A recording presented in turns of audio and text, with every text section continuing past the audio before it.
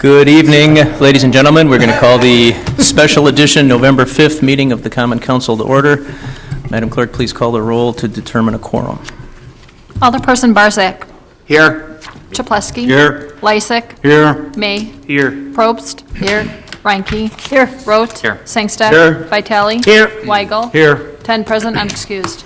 We have a quorum. Please rise. Alderman Barzak will lead us in the pledge. I pledge allegiance to the flag of the United States of America and to the republic for which it stands, one nation, under God, indivisible, with liberty and justice for all.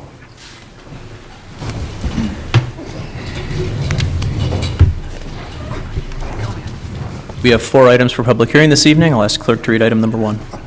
A hearing on the special use permit for proposed collocation attachment of T-Mobile antenna and associated equipment to be located on the existing building located at 6609 West Washington Street. Mr. Stiebel. Thank you, Mr. Mayor. The first public hearing involves a mobile telephone tower or cell towers in the old Allis Charmer complex on top of the buildings. Essentially, they're going to be removing 6 panel antennas, as you can see along the top there, and replacing them with 9. The Planning Commission has reviewed this, and we've received no objections to date. If you have additional questions, I'd be glad to answer them. Thank you, Mr. Stiebel. Are there any questions from the council on item number 1? Mr. Mayor. Alderman Vitale. Mr. Stiebel, what's the benefits on our side to install that T-Mobile by installing that antenna? I mean, is any fees that they'll get to the city? What we do when different cell companies come to us for cell towers is to review the aesthetic impacts on the buildings and the neighborhoods that they're located in. That's our primary mission. Sometimes they're located on public property, and then we get a rental fee. Most generally, they're on a private property, and the private property owners get a rental fee. All right. Thanks. Thank you, Alderman. Are there any other questions from the council on this item? Mayor Devine. Alderman Reinke. Mr. Stiebel, is there any monetary value connected with these antennas at all? Yes, to the property owner that they are going on. The city has a number of water towers that they're on, and the Public Works Department gets a fee, or the city gets the fee. On private property, they get the fee. On all of those, our purpose in this public hearing is to review their aesthetic impacts and reviewing the recommendation of the Plan Commission on how they should look. I see. Thank you. Thank you. Are there any other questions on this item? Seeing none, is there anybody in the audience with questions on item number 1? Okay, seeing none, we will close our first public hearing, and I will ask the clerk to read item number 2. A hearing on the special use permit to establish a commercial and residential mixed use within the existing building located at 1439 South 70th Street. Mr. Stiebel.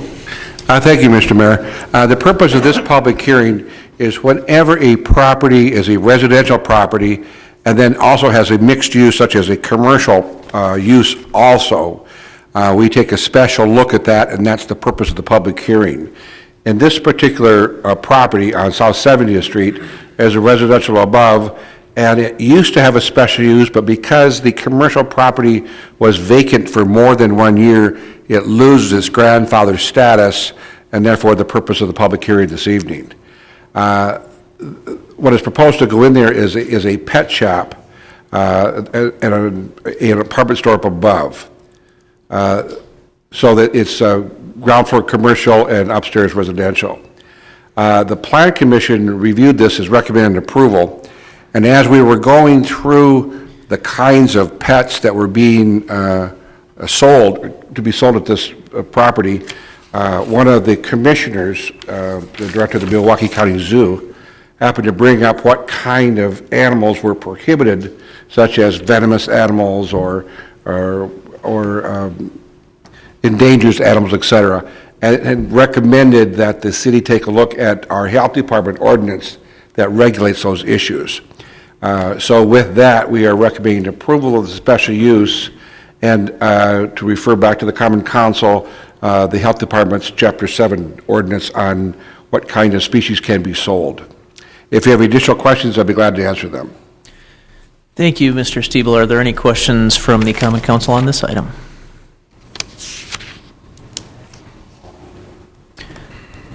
Okay, seeing none, are there any questions from the audience on this item?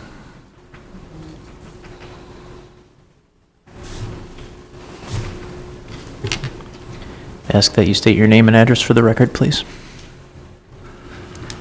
Barbara Visas, 1455 South 70th Street. I'm sorry I'm late. I don't know what's going to be the building's used for. You know, I hate to have you repeat it, but I live 2 doors south of there, so I'd like to know what's going to go into that building. If you would like, we're just about to conclude this public hearing. Correct. I can meet you out in the hallway Sure. and give you a detailed explanation. Thank you. Thank you. Any other questions from the audience on this item? Okay, seeing none, we will close public hearing number 2, and I will ask the clerk to read number 3.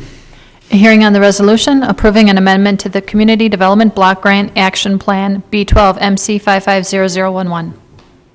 Mr. Schloss.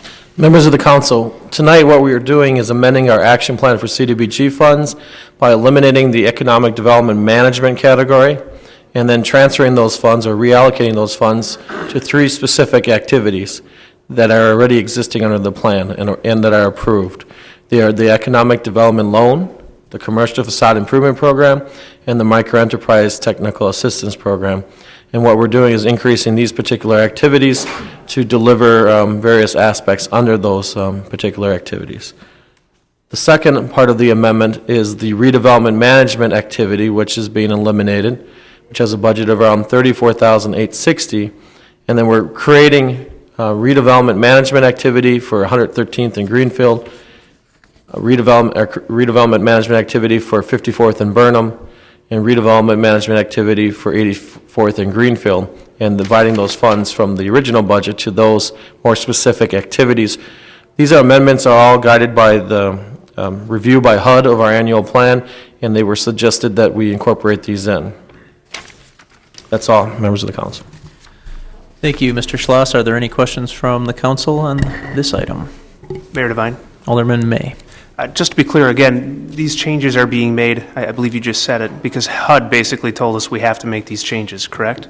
Correct. Thank you, Alderman. Any other questions from the council? Okay, seeing none, are there any questions from the audience on item number 3?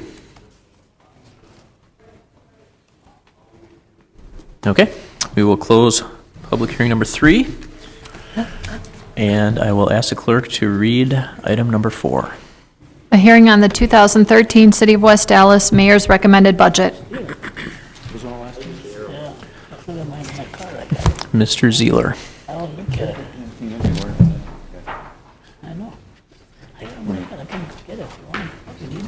Thank you, Mr. Mayor.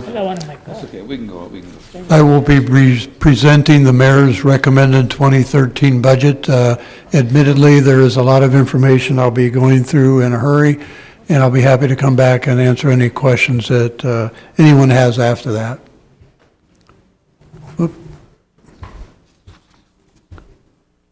The first few slides will show the revenues of the city.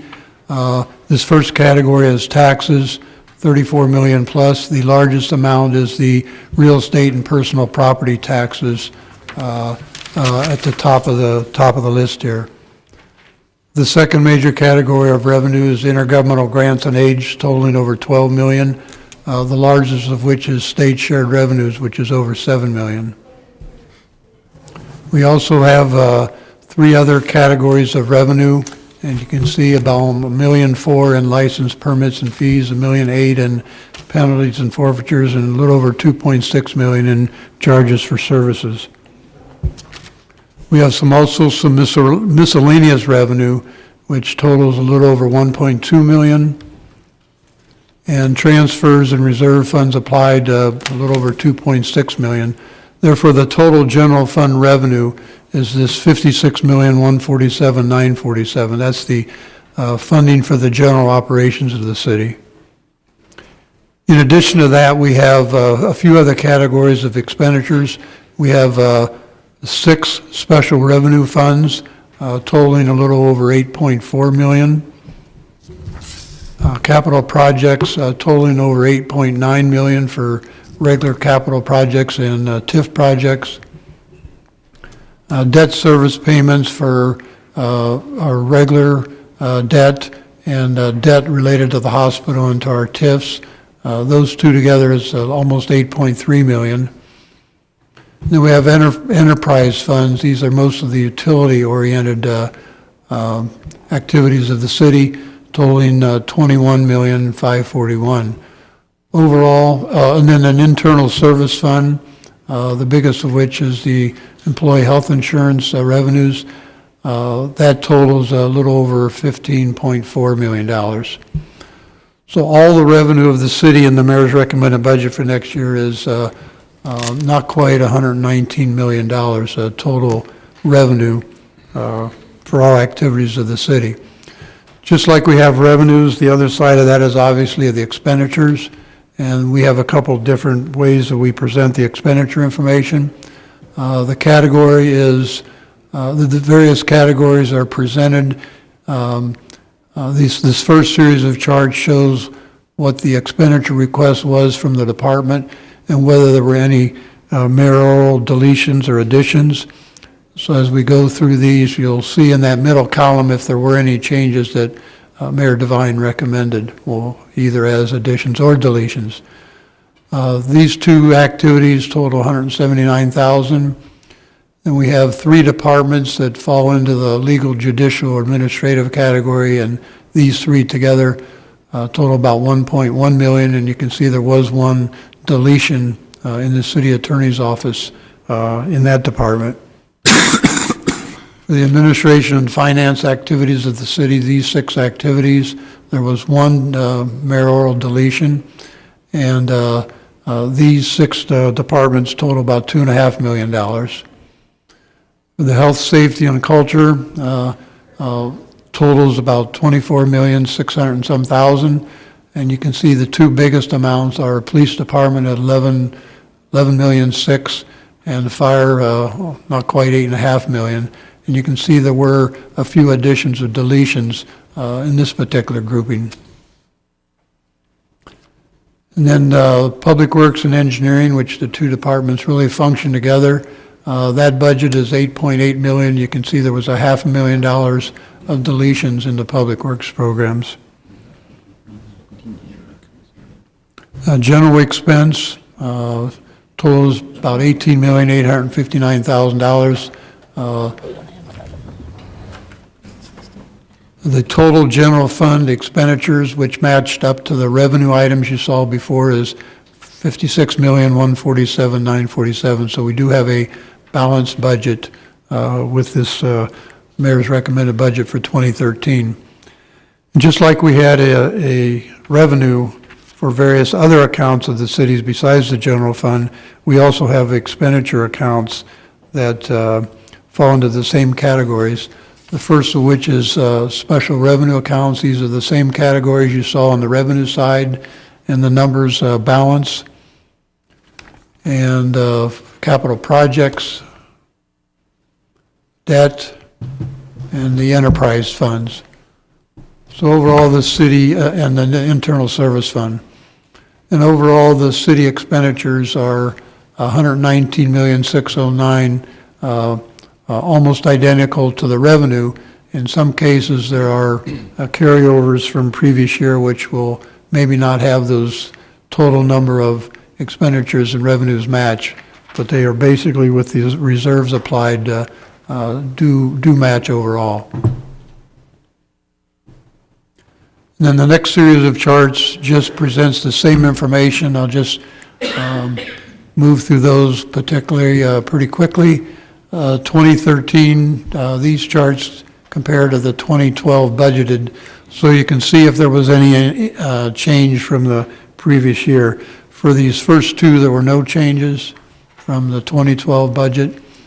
In this particular category, there was one decrease and one increase and one very slight increase, for an overall reduction for these three. For the administration and finance, there was one increase. All the rest of them were almost zero. So overall, the administration activities are up about 1.5%. The health, safety, and culture, which includes, again, the two biggest ones, police and fire, these expenditures in all these various categories is up only about 1/2%, just a little less. Public Works and Engineering together is up about 3%. The general expense is up a little less than 0.8%. So the total general fund expenditures compared to last year is up from $55,604,000 to $56,147,000, the number you previously saw a couple places. So it's just a fraction less than a 1% increase, a 0.98% increase in the general fund expenditures. And likewise, we have percentage increases or decreases for all of these other funds or activities of the city, and a lot of these will have a tendency to fluctuate more than our general fund operations because they are dependent on outside revenue sources. And in the case of the Housing Assistance Program and the federal and state health grants, those federal and state funding agencies expect to give us more money next year. That's why those are increases compared to the current year. Capital projects and TIF has a slight increase. The debt is up not quite 9% because of the way some of the debt was structured in the earlier years. The enterprise funds are up and down depending on what's going on in those particular situations. The internal service fund, these two together are down. The biggest amount, the health insurance, is down because of the change in our health insurance network, which saves us about $800,000. The overall city expenditures is up just slightly more than 1%, 1.18%. The staffing for the city and the mayor's recommended budget for next year is proposed at 519.83. That's up from the current budget of 514.08. That's almost a 6-position increase. 3 of them, however, are the restoration of 3 positions in the fire department that were deleted or held for the 2012 budget that are being reinstated. This is a historical trend of our positions over 5-year increments, then with the last 3 being specific for the last 3 years. You can see in 1970, the city employed 744 individuals, and over the years it has decreased to have been fairly stable the last 4 years, where it's gone up or down a little from 518, 517, 514, 519. So it's been pretty stable since about 2010. This gives information on the fund balances. I'll just flip through these pretty quick, and in case if there are any questions, again, I'll come back to them. It just lists all of our balances at the beginning of the year and the end of the year for all of our various funds, whether they're unassigned or unrestricted or restricted.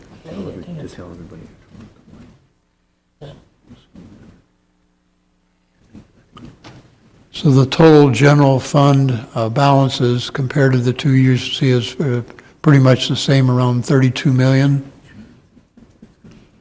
Oops, this went too fast. We have 2 special revenue funds, fund balances, and you can see what those amounts are there. And some special revenue funds with those restricted fund balances. Again, pretty stable. Well, exactly, they're exact actually. Special revenue funds continuing. The debt service. And the retained earnings in the enterprise funds. The capital projects. Internal service fund. And overall, the total fund balances compared to the beginning of this year will be up a couple $1 million from last year. Yeah, I changed my booking. This is a chart that shows where we're at with respect to our debt limit.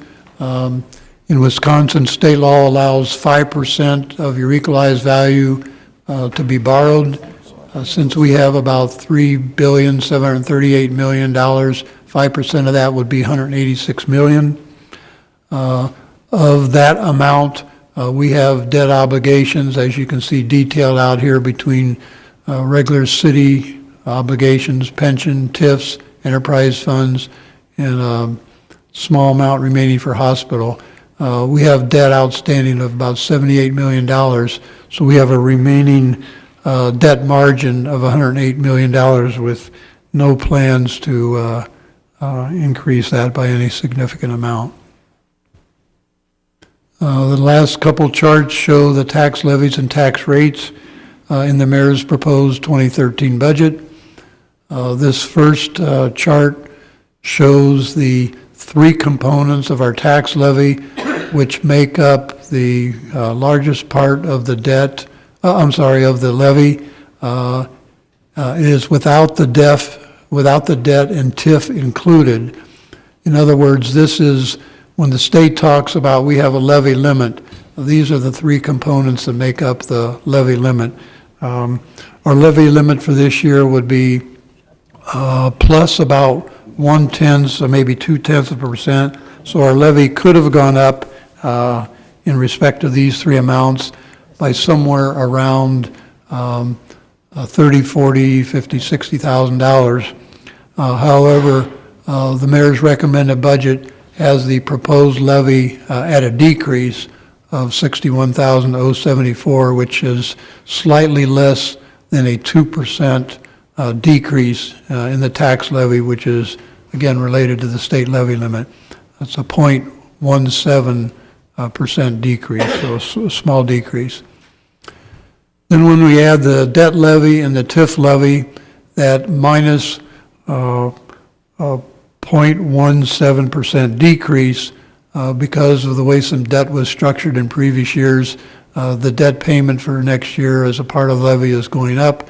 That takes the 0.17% decrease up to a 0.69% increase with the TIF levy in as well. So it's a little less than 0.7%. And this shows the tax rates, again, by those 5 components of levies. This current year's tax rate was $9.75 per thousand. For the mayor's recommended budget for next year, it's $9.81. That's 6 cents per thousand, or 0.62%, just a little over 0.5% increase. So on a $150,000 property, 6 cents times 150 would be $9. So for city purposes, a $150,000 property would see a $9 increase. And this just shows a historical perspective of the last 10 years of assessed value and equalized value tax rates. So that, with that, Mr. Mayor, I'd be happy to answer any questions. Thank you, Mr. Zeeler. Are there any questions from the council on item number 4? Mayor Devine. Alderman May. I just real quickly want to thank Paul. I want to thank all the department heads. I took about 12 hours, but I actually read every page of this. And as the new guy, there's a lot of terms and ways the city operates that you never quite understand until you get into a budget. And I want to thank Paul and the department heads for meeting with me. And I think the mayor did a good job on the budget. There are a couple of things where perhaps we might disagree, and I think we'll talk about that once we get into committee. But overall, I think he did a very good job. One quick thing that I wanted to talk about real quick, Paul, I think your slide about the debt fund.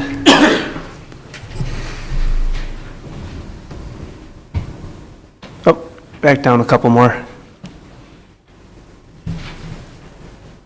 You had the slide with the summary that shows the 0.62% increase.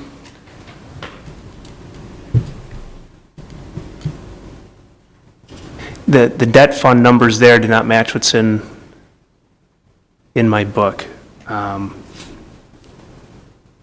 debt fund rate, I think, is 0.92. So the total portion of that we're dedicating to the debt fund is going up, I believe. The 0.69 to 0.49?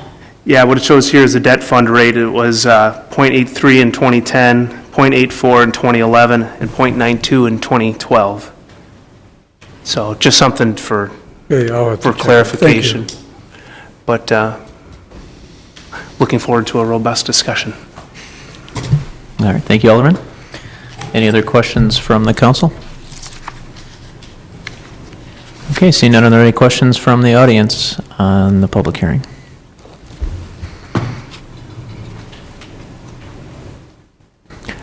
Okay, seeing none, we will close our final public hearing. And we will now move on to citizen participation. This is an opportunity for residents in the audience to address the council on any matters of interest to them. We ask that you try to limit your comments to 5 minutes. Is there anybody who wishes to participate this evening? If you could again state your name and address for our record, please. Hi, my name is Cindy Barbie, and I live at 2937 South 102nd Street. I can't believe that I've known all you people for as long as I have, and this is the first time I've ever been here. So put up with me. I'm used to talking to the school board. I'm here this evening to discuss playgrounds, parking, elections, and safety. Most importantly, the safety of the children who attend the schools that act as polling places in the city of West Allis. Now, I completely understand that there is nothing that can be done to correct what I see as a problem before tomorrow. But I would certainly hope that you could look at this as something that could be fixed in the future. My particular concern began with the fact that I voted General Mitchell Elementary. I have voted there since 1991. When I first moved there, the polls were held upstairs right inside the doors, just outside their library.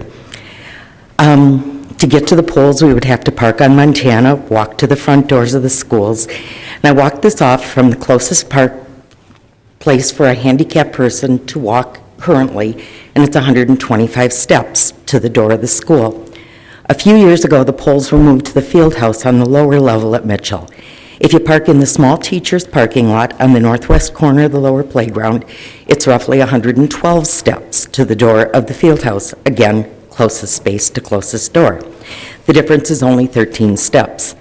About a year or so ago, I noticed that there was a sign on the fence that prohibits the driving on the playground by order of the school board. Now, because I live only a block from the school and I have to pass there all the time, I notice that quite often cars are driving on the playground and parking there.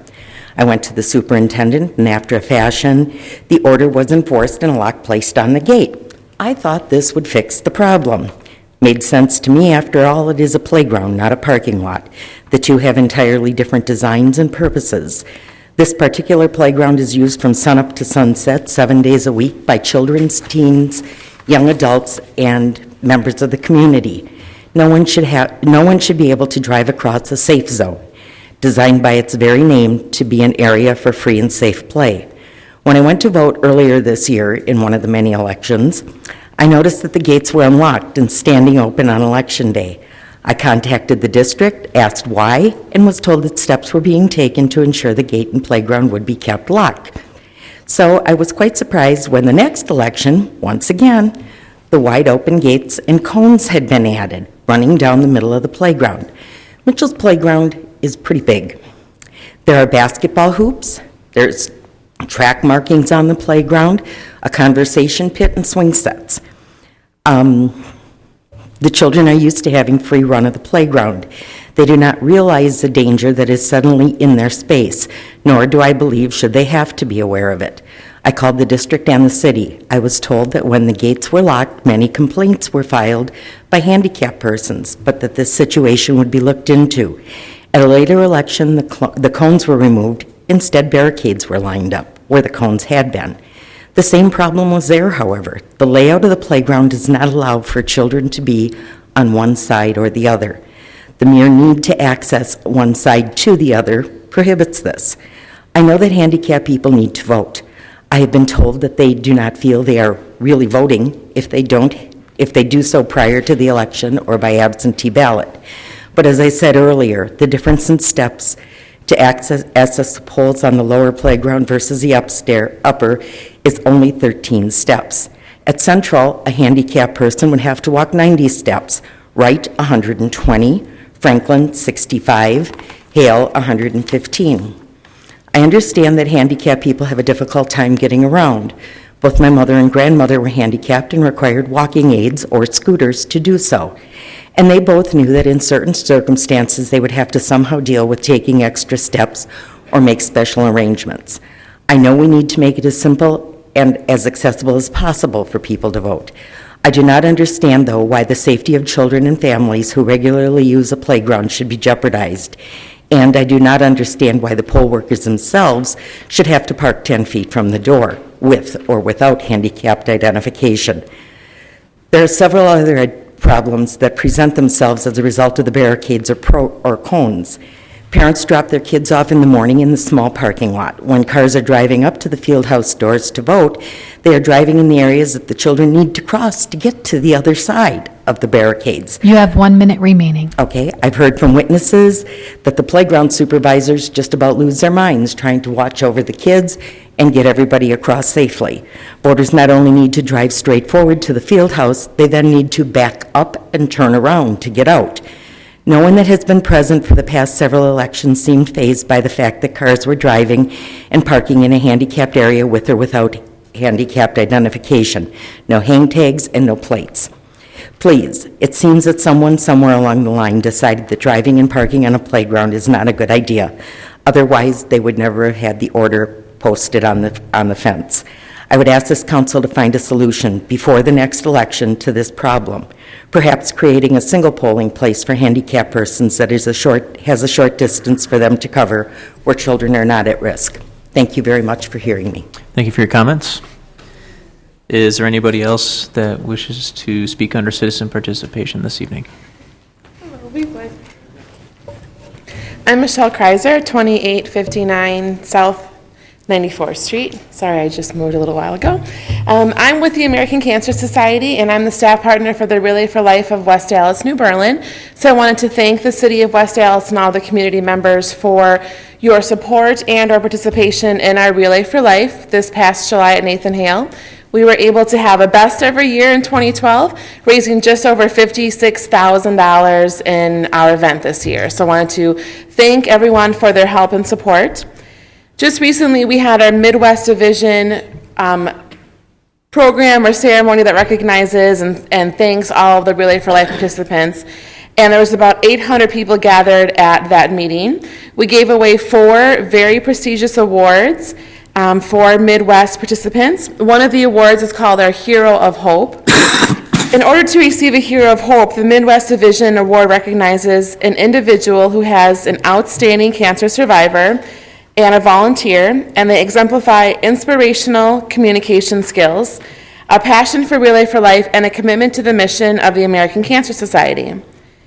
This year, our winner, and once I say his name, it'll give away that he's sitting next to me, so I can't have the suspense, but our 2012 Hero of Hope for the Midwest Division this year is Jim Mahar, citizen of West Allis, so we wanted to thank him and recognize him at your meeting this evening. I had about a 3-page nomination form that's truncated to 1 paragraph for everyone. But Jim's journey with the American Cancer Society began not after his first diagnosis with cancer or his soon-to-follow heart disease or stroke, but Jim's journey began several years later when he was diagnosed with prostate cancer. And that's when he turned to the American Cancer Society for help, guidance, and strength. Since then, Jim vowed to give back by volunteering. For over 10 years, he's been a pillar to the Relay community, helping to secure new sponsorships, mentoring new teams, and recruiting high school teams. Jim inspires others by sharing his story. When he's not judging the pie baking contest, and he's really good at eating the pie, or setting up Luminaria, he's working the track to welcome and thank other Relay participants. This year's honorary survivor, Jim, connects with people because he talks to them, not at them. Jim often says, I'm a rich man, not money-wise, but as far as the people I'm able to help and connect with.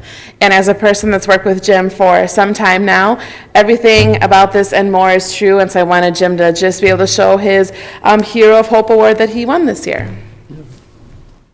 Jim, did you have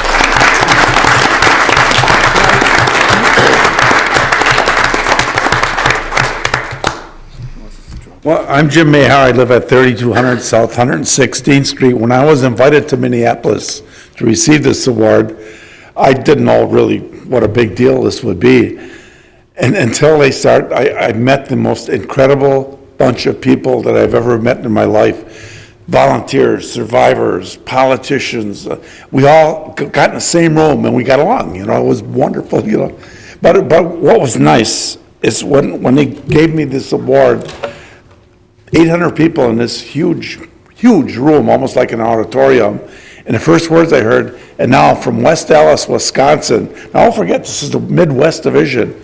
From West Allis, Wisconsin, and I just blew me away that it was coming to us. This is not, it's got my name on this award, but it is, to me, there's no I in team. And I depend upon all of you people to work with, and it's our award. So I'm bringing it back to share with you. With a couple of, just a little things. The Relay for Life, it started in actually 1985 in Seattle, Washington, with a doctor walking around the track for 24 hours. And it's grown into this. Over these last 20-some years, we've raised this nonprofit group of volunteers over $4.5 billion to fight cancer. And at this event we were at, they had a whole stage full of the researchers and the doctors and the scientists that are using our money to fight this disease. And believe me, we are making some headway. When I had to go through my radiation, I had 32 bouts with the radiation machine at St. Luke's Hospital, and, oh boy, was that a journey. The doctor came up to me one week, he said, you know, the treatment you're getting here in this area at St. Luke's, he said, is the finest available in the entire world. In the entire world, right here in our backyard. And I think or I know that it's from the money we raised as volunteers to continue this fight. And I'm going to be around a long time. When I had my stroke, and this is 10 years ago, I lost my right side and I lost my ability to talk. That's why you probably didn't see me for a while. And Lord knows how long that was going to be like that. I felt like a vegetable. My mind seemed to be clear, but 3 days or 4 days after it happened, I was in St. Luke's Hospital. The nurse came and opened up the blinds and said good morning to me. Now, before that, I could only say, mumble jumble. She said good morning to me, and I said good morning back. I started crying, and that it came back almost as fast as it came. It was almost miraculous. And a doctor came up to me the next day, and he says, consider yourself one of the chosen few. One of the chosen few. When he said that, a little glow got around me, and I said, you know what, chosen few, that's almost biblical. I said, and I made a vow to myself, to my maker, and to my community to give back all the time, never waste another moment, and I hope I've been doing a good job at that, so that's what I've been doing. So thank you for all your support and all your help. Thank you. Thank you, Jim. I think I can speak for all of us and say thank you for everything you've done. Yeah, Jimmy, you deserve an applause, really.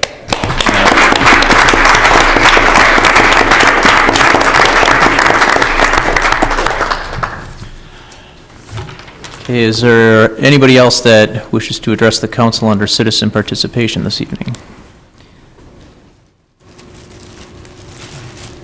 It's a tough act to follow. Okay, we will close citizen participation and move on to item F on your agendas. Our standing committees will be meeting at recess. Those room numbers are on page 2. Move on to item G, miscellaneous business, mayor's report. Speaking of cancer treatment and research, the first year we did it, we had Alderman Barzak. The second year we had Alderman Weigel, and this past year we had Alderman May doing St. Baldrick's for pediatric cancer research, and next year we're going to have Alderman Probst. She doesn't know that yet. I did get an email today from the St. Baldrick's Foundation, and one of the grants that the foundation is giving out is going to be coming to Marshfield Clinic right here in our backyard, so that was good news. I want to remind everybody that the 29th Annual Community Breakfast of Thanksgiving is coming up again on Monday, the 19th of November. 7:15 till 8 is the buffet breakfast. It is at Clemmer's. Tickets are $15, and we ask people to bring non-perishable food items to the breakfast to go out to families in our community. Again, that's November 19th at Clemmer's. I have tickets available at my office, and I believe the Chamber of Commerce also has tickets. And the last thing that I want to announce this evening is that, as some of you may know, we have an election tomorrow, and we're hoping it's going to be decided tomorrow, and after that, I'm hoping that people are going to start thinking about the holidays and time with family and shopping. So, as mayor, I am going to be doing a proclamation called Buy Local West Allis. And I realize that every business we have contributes to the vitality of the city and a region, but I also realize that the city contains many local, small-owned businesses that have distinctive character, offer unique gifts, and diverse dining opportunities. And independent businesses are often owned by people who live in the city and are committed to investing in this future of West Allis. And I also, in my research, have found that for every $100 spent at a locally owned business, $45 stays in the local economy, and with local restaurants, that amount can go up to $70 returned. but for every $100 spent at a national chain or a franchise, only $14 remains in the community. So, in conjunction with the Downtown Business Improvement District and the West Allis, West Milwaukee Chamber of Commerce, I am going to be proclaiming the remainder of 2012 as Buy Local West Allis, and encourage all residents to explore our independent businesses, shop locally, and support our small entrepreneurs whenever possible in the holiday season and beyond. That concludes the mayor's report. Do we have any alderperson's comments this evening? Mr. Mayor? Alderman Weigel. You touched on the upcoming holiday season real quickly, and we will have another meeting between then and now, but I just want to remind everybody to mark their calendar for Saturday, December 1st. Will be downtown West Allis's Christmas on the Avenue celebration. That will run again from 1:30 to 3:30 with free hay rides and ice sculpting. It will, of course, be followed by the holiday sing and tree lighting right here, and then that evening will be the Christmas parade. Again, that's Saturday, December 1st. You can bring family and spend a whole day on the street, and the tree out front is beautiful when the lights come on. It's actually fun to sing with your kids, too. Thank you, Alderman. Mayor Devine? Alderman Probst. A reminder that Alderman Weigel and I will be holding our 4th listening session this Thursday at the Constitution Room at the library from 7 to 8:30. Also, the West Allis Public Library is hosting a Breaking Dawn event in anticipation of the midnight showing of the last movie in the Twilight installment series. So if you are so inclined, the West Allis Public Library on Thursday the 15th. I saw that excited look on your face. You can go to the West Allis Public Library. And lastly, as a former civics teacher, I am compelled to mention the significance of tomorrow, in that we have an opportunity to practice democracy in the United States in its finest fashion. So please, if you haven't been swayed by some of the campaign commercials, go out there, educate yourself, and please cast a vote. Thanks. Thank you, Alderman. Do we have any other alderperson's comments? Mayor Devine, Alderman Reinke. my congratulations to Jim Mahart. He's a member of the 5th District, and we're very proud of him, obviously, in the whole city of West Allis. He's a great warrior and has worked a long time for the Cancer Society, and certainly it's much appreciated. Next week, we'll be honoring our veterans. And in keeping with that, we will be starting our Veterans Project, the Veterans Giving Tree that we have done the last 3-4 years now. Normally, I'd wait until next council meeting. However, the tree will go up, the Christmas tree will go up, would you believe, next week. And on the Christmas tree will be these stars. The stars denote a veteran's name. We service the veterans on the 9th floor. These are the veterans that don't have a family, usually. And they give us a wish list, and from the wish list, we put their names and what they want, or what they have wished for, on the back of a star. The star has a number on, and it denotes on a piece of paper what this veteran also wants. You take a star off the tree, and you put your name down on the list, and we keep track of that. Now, it starts the 15th of November, and it will be completed on December 12th.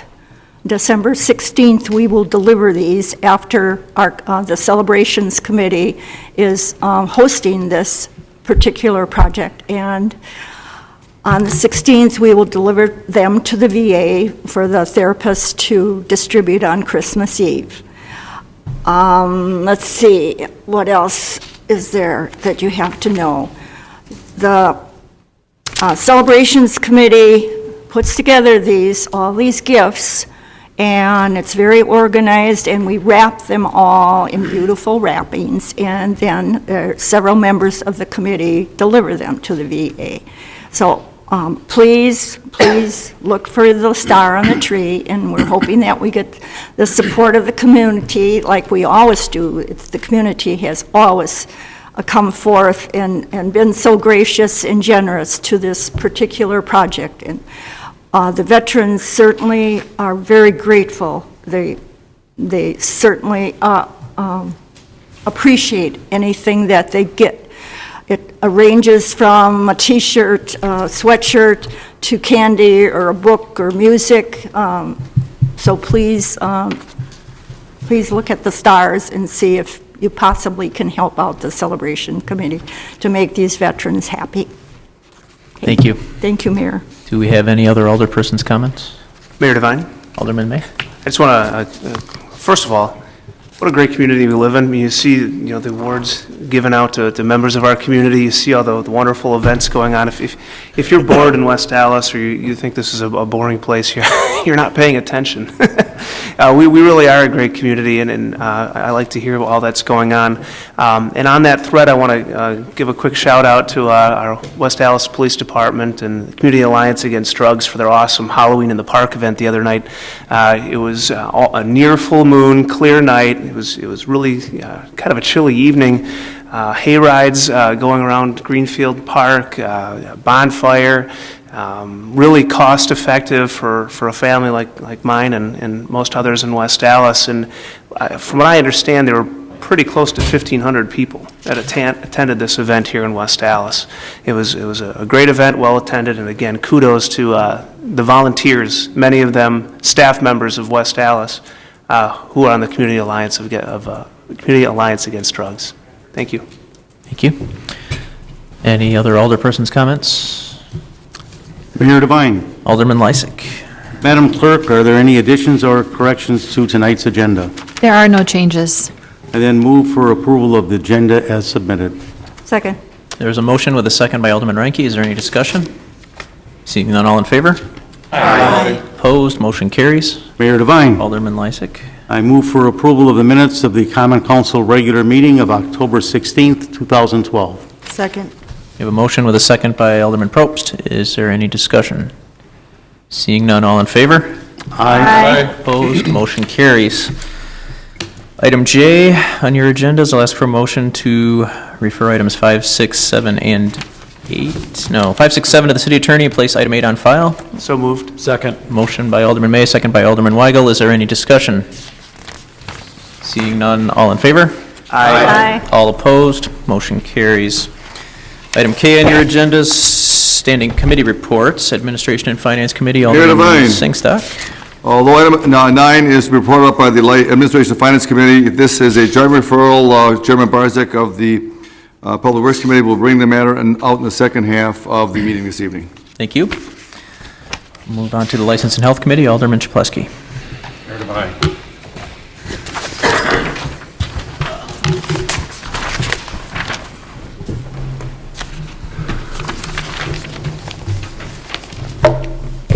I'd like to report on items number 10 through 16 in tonight's agenda. These are various communications and license. They are voted for either placed on file or approved subject to necessary requirements by 5 members. I'd like to move for the adoption of this portion of the committee's report. Second.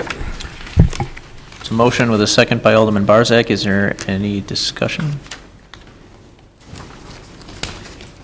Seeing none, all in favor?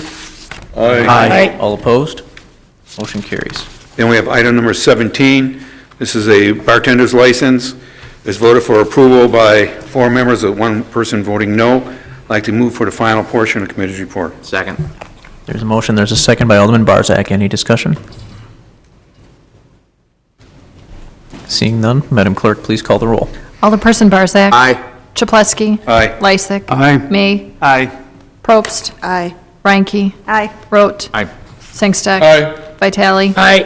Weigel. No. 9 in favor, 1 opposed. Motion carries. Thank you. Mayor Devine. Alderman Lysick. I move that the Common Council stand in recess until conclusion of the committee meetings. Second. There's a motion with a second by Alderman Sangstock. Is there any discussion? All in favor? Aye. Any opposed? We are in recess.